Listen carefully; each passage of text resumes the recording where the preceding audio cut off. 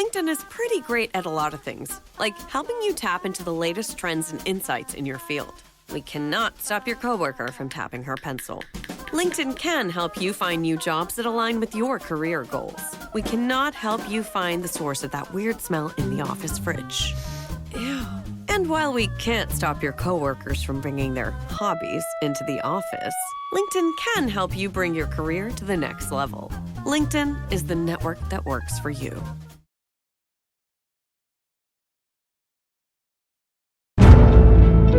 Welcome to The Hypnotist, the show that gives you inside access to cutting-edge hypnosis with real clients facing genuine issues. Brought to you by the hypnotherapist demanded by celebrities, CEOs, and even royalty, Adam Cox. These recordings took place live from Adam's clinic in London's world-famous Harley Street. So, get yourself comfortable and enjoy today's episode of The Hypnotist.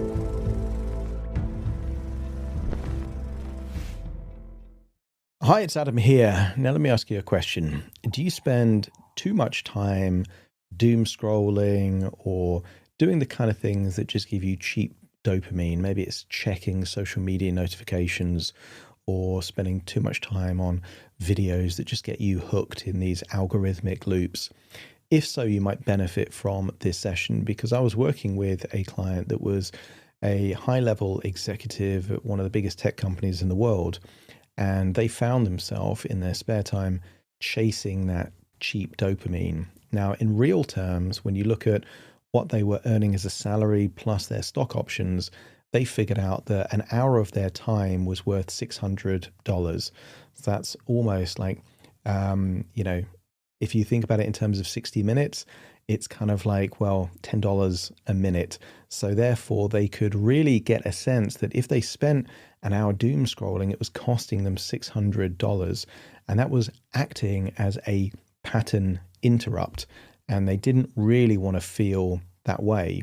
Now, this hypnosis session is designed to do two key things: to let them know that actually dopamine is a wonderful thing if it is linked to progress, if it's linked to accomplishment, if it's linked to things that they can take pride in. Dopamine's a wonderful neurotransmitter. It keeps people growing and moving forward.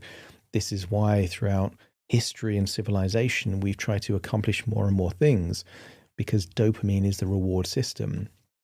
But companies have figured out that they can create almost a nation, a planet of addicts if you get them hooked on the dopamine linked to short form entertainment. And social media is the best example, because a lot of people find themselves from doom scrolling, but it could be gambling, it could be a game, it could be social media feeds that aren't necessarily video related, but more text related, like Twitter. Some people will constantly check a post every time they get a new notification because it gives them that dopamine. Now, what this is about not saying dopamine is bad, but saying cheap dopamine is actually stealing time, stealing resources, and there's an opportunity cost. And it's based in Hawaii for the induction because they had a recent holiday there, and it links into certain themes and principles to enable them to imagine a future of what could they accomplish if they traded in the cheap dopamine for the quality dopamine. And there's a few metaphors in there as well. Now, to get the best out of this session, I would encourage you to think of, where are you getting your cheap dopamine from now? Is it from YouTube? Is it from social media? Is it from something else like WhatsApp messages or dating sites? Wherever you're getting your cheap dopamine, think of that and get a sense of what an hour of your time is worth. So when you hear the $600, it could be more, it could be less, depending on how much money you earn. And that isn't to say that there is no value in having rest and relaxation and recreation. But there's a big difference if you're choosing to spend your time to watch a movie on Netflix to feeling like you have to kind of get that need of dopamine met. So first of all, think of where you're getting your dopamine from. And then secondly, think about what would life be like if you could take all of that time that you currently spend chasing cheap dopamine, and what would it happen and what could happen in your life if suddenly you took that same time, that same energy, and fueled it into something that gave you the dopamine that comes from accomplishing or learning or growing or evolving in some way, and then you get more value from this session. Now, if you want a bespoke one-on-one session with me, the way to do that, rather than just listening to my recordings, is to schedule a free consultation call. Now, I have a website, which is adamcox.co.uk.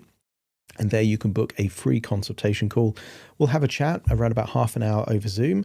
I'll get to know you and your situation, and I can let you know how many sessions I think might be useful to help you in whichever area of your life feels like it would be most beneficial. For now, though, you might get some value from this session. So find a quiet, relaxing place, the kind of environment you're not going to be distracted or disturbed. Relax and enjoy the session.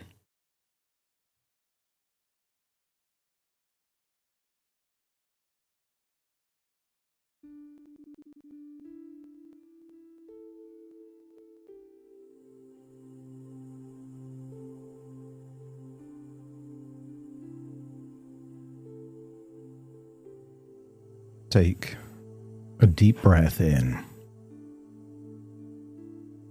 and as you breathe in that calm, slow, wonderful feeling of relaxation.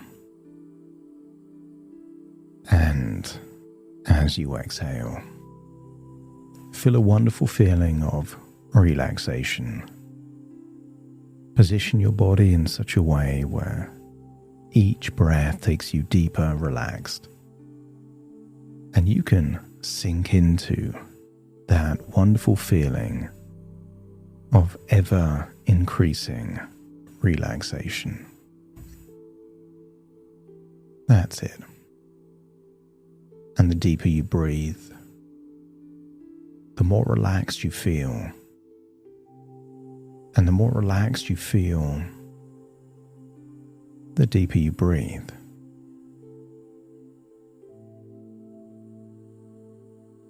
As your body relaxes, your imagination awakens. And I want you to allow your imagination to take you back in time, not long ago, to a time where you were in a cove with a lagoon there on a beach in Hawaii. I want you to imagine wearing whatever is comfortable and appropriate to be on that beach by that lagoon.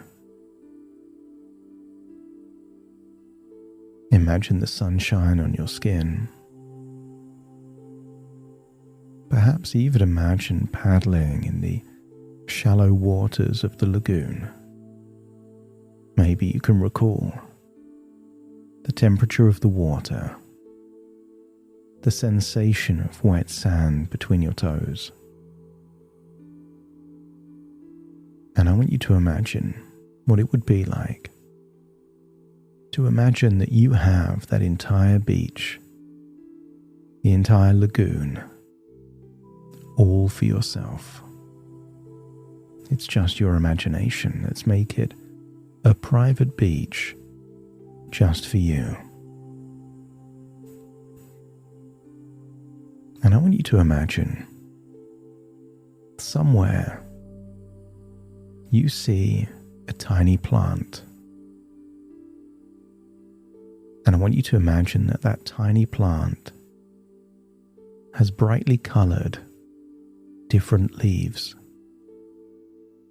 And I want you to imagine that each leaf of this plant enhances or activates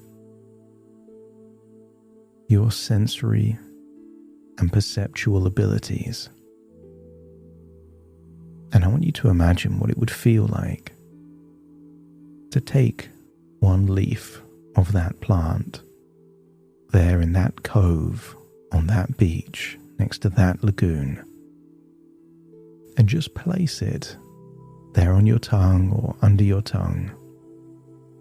And just imagine that this plant has psychoactive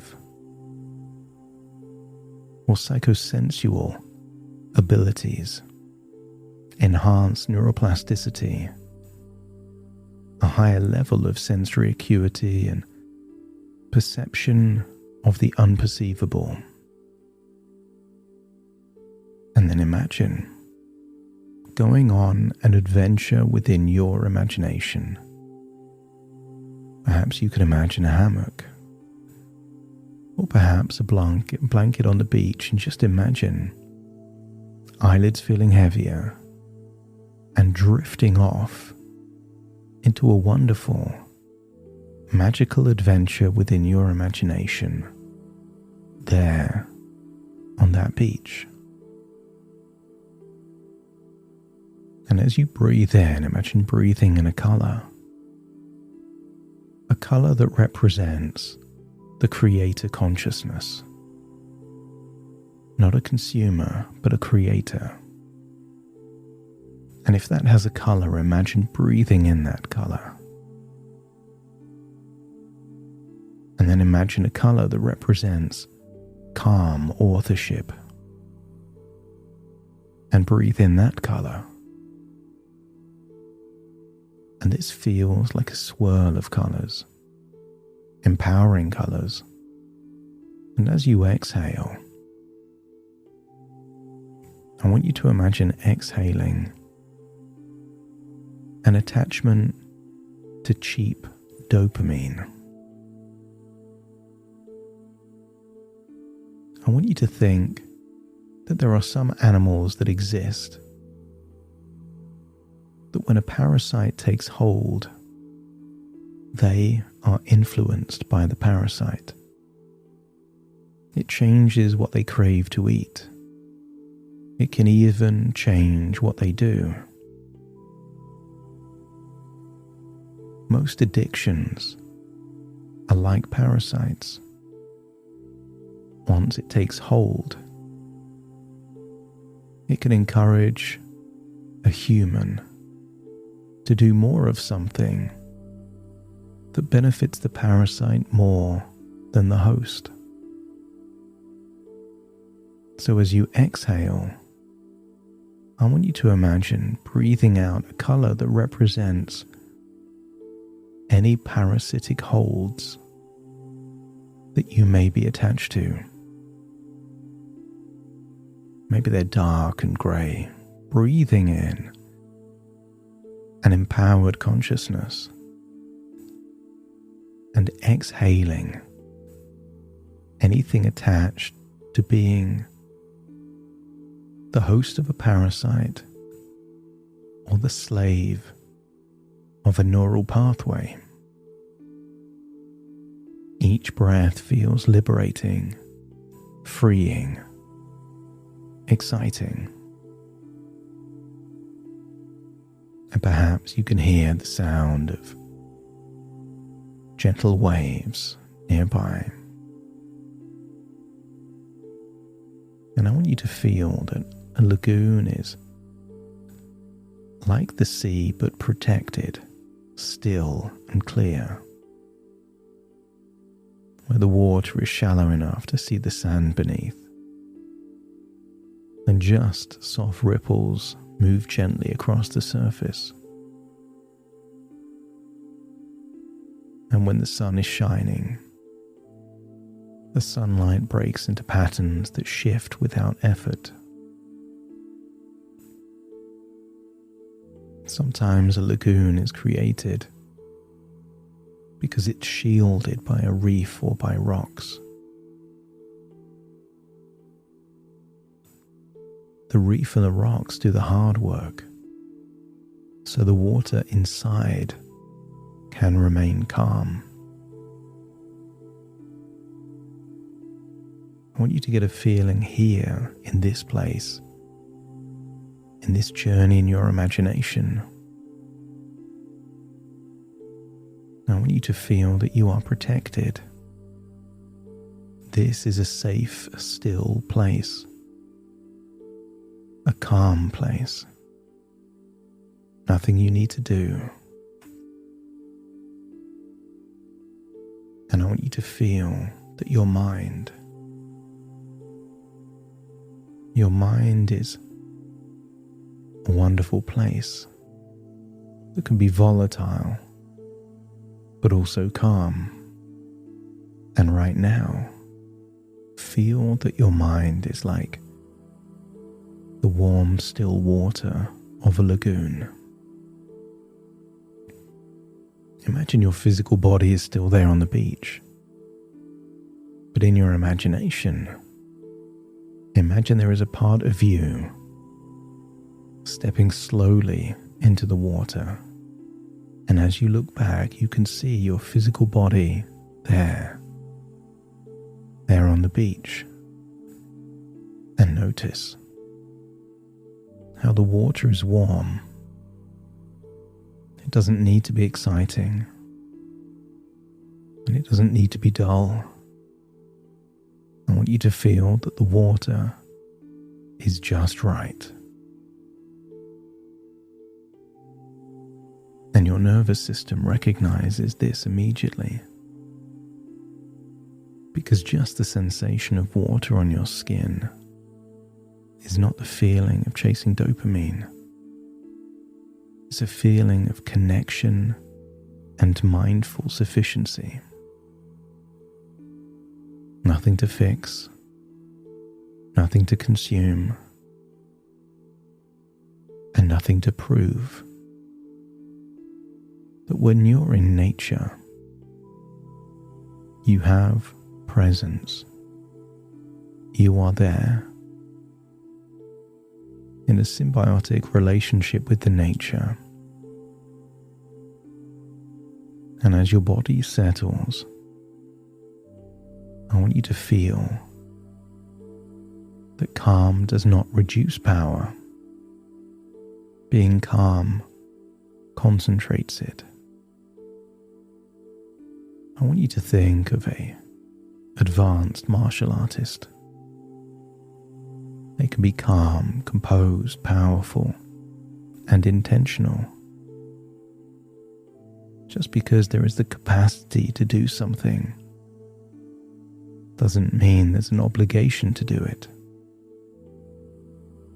It's better to be the warrior in the garden than the gardener in the war. And then imagine floating in that lagoon. And I want you to become aware of two very different modes of being. One is consumption, absorbing, reacting, scrolling and grazing, and always responding to what's already been created by someone else. And the other is creation. I want you to think of a movie, how people used to get their dopamine. It would take a producer, a director, a writer, and actors, and editors, months, perhaps even years, to create something that could be consumed in 90 minutes. Creation is deliberate. Creation is slower. Creation takes time. But creation is intentional. And somewhere deep inside, I want you to connect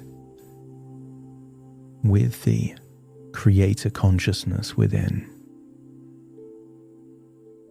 You were never meant to live on cheap dopamine. Your mind is too capable, too powerful. You were designed for meaningful output. And I want you to imagine your attention as something tangible, not abstract, not vague. Maybe you can picture your attention as capital. clean liquid valuable, like a scarce resource. I want you to imagine that if the price of your attention is the same as what your time is worth to pay you, then every time you chase cheap dopamine, you realize how expensive it is. I want you to connect with what just 10 minutes of looking at some mindless videos online that don't enhance your life, don't educate you. Would you pay that much for that content? I want you to think of how much you've spent on theatre tickets, shows, performances, and it dawns on you, you've spent more money on something that is truly impressive, and you're spending similar amounts or more in the value of your attention on things that are limited, wasteful, gratifying but not valuable. Because if you can calculate your hourly rate, you can calculate a rate per minute. So when attention is spent on cheap dopamine, that mindless scrolling, reactive eating, late night stimulation, it isn't free. It's expensive in a way you hadn't labeled before. And that awareness lands calmly, not critically. But some people believe that when you know better, you do better. And what if you had to pay $600 an hour for cheap dopamine? Would you still consider that dopamine cheap? No shame, no self-attack, just clarity and new evaluation. Cheap dopamine isn't cheap. It's simply mispriced. And once something is correctly priced, it naturally uses a different part of your perception. A part that asks, is this worth it? And there in the lagoon, you notice how everything follows an order, where stillness equals clarity equals movement, and never the other way round. I want you to create a new perception that stimulation feels best after regulation. Dopamine lands cleanly after focus. I want you to think that some people, if they're paid before a project or get a bonus before a project, they lose all motivation. The reward follows the effort. When something is earned, it's appreciated. And by linking these things after you do something regulated, after you do something focused, and whether it's exercise or a fast, whether it's learning something new or doing something you've been putting off, when you do the thing intentionally, calmly, deliberately, you earn the dopamine. And once you've earned dopamine, the cheap stuff doesn't really have any appeal anymore. It's almost like when you were a child or a teenager playing a game. Back then it was powerful, enticing, desirable, and yet now kind of boring, mundane, ambivalent. And I want your brain to make that same connection. There was a time that cheap dopamine felt like a mind hack, a treasure trove of unlimited desire. But once you've experienced dopamine that is fought for, earned, the cheap stuff feels cheap.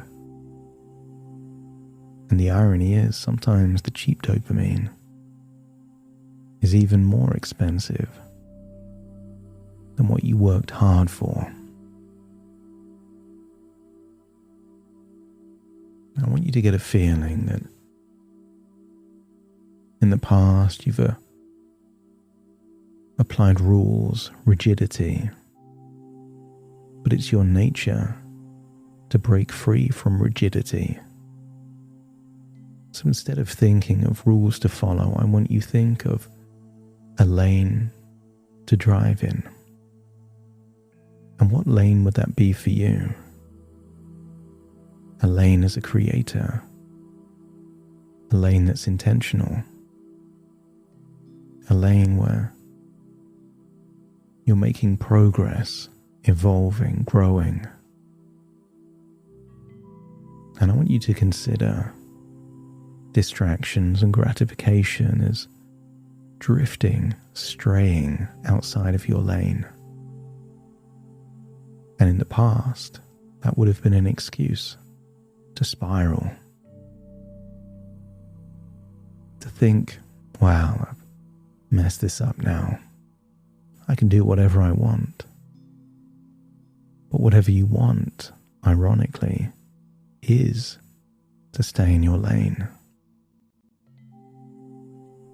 To build such resilience and optionality that no matter what the future brings, you can handle whatever life throws at you.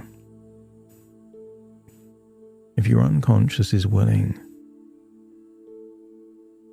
to choose effort, growth, and intentions as your lane, and gratification and distraction as out of your lane, let me know by nodding your head. And whenever you stray, think about what you would do on a freeway if you were straying outside of your lane. Nothing dramatic, just adjusting, refining, and moving back in your lane. And I want you to feel it's that easy. No big deal, no guilt, no shame. Just refinement, adjustment. To do what you want to do more of, and less of that stuff that was just depriving you of what you really wanted anyway. Imagine being back in that lagoon now. Imagine walking back to the beach and seeing yourself there in a deep sleep. Imagine the two separate parts of you become one, the conscious and the unconscious, with a collective mission to unleash the most valuable, capable parts of you, and to be free of a parasite that was feeding on attention. But if attention is your capital, you will be more discerning about where that attention goes to anymore. And instead of feeding your parasite, you will feed your future self, that proud, capable creator that is waiting for you to become them. So it's time to float back now, back to the present, taking all these thoughts and changes with you. Take a deep breath in through your nose and out through your nose. Just wiggle your fingers, wiggle your toes, connect and calibrate into the here and the now. As I now count from 1 to 10 to awaken you, starting to count. 1, 2, 3, waking up. 4, 5, 6, more alert. 7, 8, open your eyes, open your eyes. 9, 10, wide awake, wide awake, wide awake.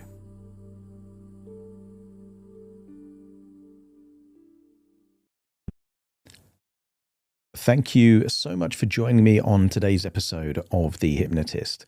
If you've enjoyed this episode or got some value from it, please give it a 5-star rating and review.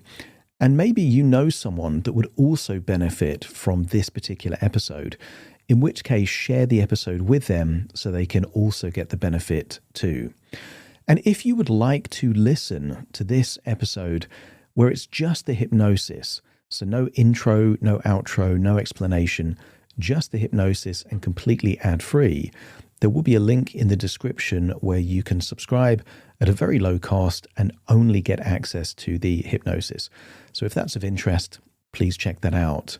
Thank you again for being a regular listener of The Hypnotist, and I'll see you again soon for more.